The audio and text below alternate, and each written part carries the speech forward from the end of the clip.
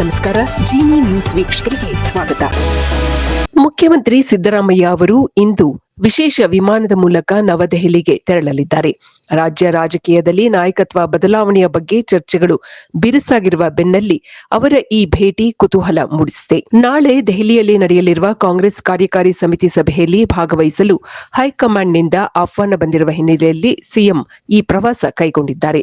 ಸಭೆಯ ನಂತರ ಸಿದ್ದರಾಮಯ್ಯ ಅವರು ಎಐಸಿಸಿ ಅಧ್ಯಕ್ಷ ಮಲ್ಲಿಕಾರ್ಜುನ ಖರ್ಗೆ ಹಾಗೂ ಲೋಕಸಭೆ ವಿರೋಧ ಪಕ್ಷದ ನಾಯಕ ರಾಹುಲ್ ಗಾಂಧಿ ಅವರನ್ನು ಭೇಟಿ ಮಾಡುವ ಸಾಧ್ಯತೆಗಳಿವೆ ಎಂದು ರಾಜಕೀಯ ಮೂಲಗಳು ತಿಳಿಸಿವೆ. ರಾಜ್ಯ ಸಚಿವ ಸಂಪುಟದಲ್ಲಿ ಬದಲಾವಣೆ ಅಥವಾ ಪುನರ್ರಚನೆ ಮಾಡುವ ಕುರಿತು ವರಿಷ್ಠರ ಜೊತೆಗೆ ಸಿಎಂ ಸಿದ್ದರಾಮಯ್ಯ ಅವರು ಚರ್ಚೆ ನಡೆಸುವ ನಿರೀಕ್ಷೆಗಳಿವೆ. ಡಿಸಿಎಂ ಡಿಕೆ ಶಿವಕುಮಾರ್ ಮತ್ತು ಸಿದ್ದರಾಮಯ್ಯ ಬಣಗಳ ನಡುವೆ ನಡೆಯುತ್ತಿರುವ ಅಧಿಕಾರ ಹಂಚಿಕೆಯ ಚರ್ಚೆಗಳ ಮಧ್ಯೆ ಈ ಭೇಟಿ ತೀವ್ರ ಕುತೂಹಲ ಕೆರಳಿಸಿದೆ. ಇದೇ ವೇಳೆ ಜನವರಿ 25ರಂದು ಮೈಸೂರಿನಲ್ಲಿ ಹಮ್ಮಿಕೊಳ್ಳಲು ಉದ್ದೇಶಿಸಿರುವ ಅಹಿಂದ ಸಮಾವೇಶದ ಕುರಿತು ಹೈಕಮಾಂಡ್ಗೆ ಸಿದ್ದರಾಮಯ್ಯ ಮಾಹಿತಿ ನೀಡುವ ಸಾಧ್ಯತೆಗಳಿವೆ.